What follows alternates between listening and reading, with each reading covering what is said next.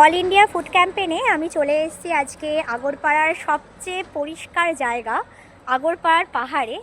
এখানে আপনারা আমার পিছনে দেখতে পাচ্ছেন, এখানে একিউ অলমোস্ট আমাদের এখানে আমাকে শো করছে 395। আর এখানে দেখতে পাচ্ছেন আমার পেছনে একটা বিশাল বড় পাহাড়।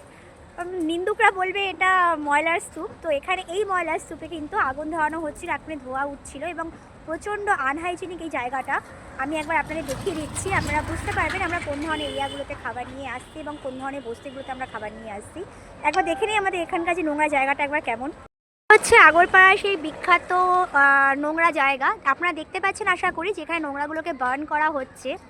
এতটাই এখানে দূষিত জায়গা এবং এখানে এই অঞ্চলটার পাশে এতগুলো মানুষ বসবাস করে। এই হচ্ছে সেই জায়গা। এখানে না তো খাবারের জল আছে, না এখানে শৌচালয় আছে, এখানে মানুষের জীবনযাত্রার কোনো কিছু আছে। আপনারা আশা করি দেখতে পাচ্ছেন যে আমার পেছনে এই যে জায়গাটা আছে, এই জায়গাটার পাশে কিন্তু জামা কাপড় মেলা দেখতে পাচ্ছেন, গাড়ি রাখা দেখতে পাচ্ছেন। এখানে কিন্তু প্রচুর মানুষ বসবাস করে।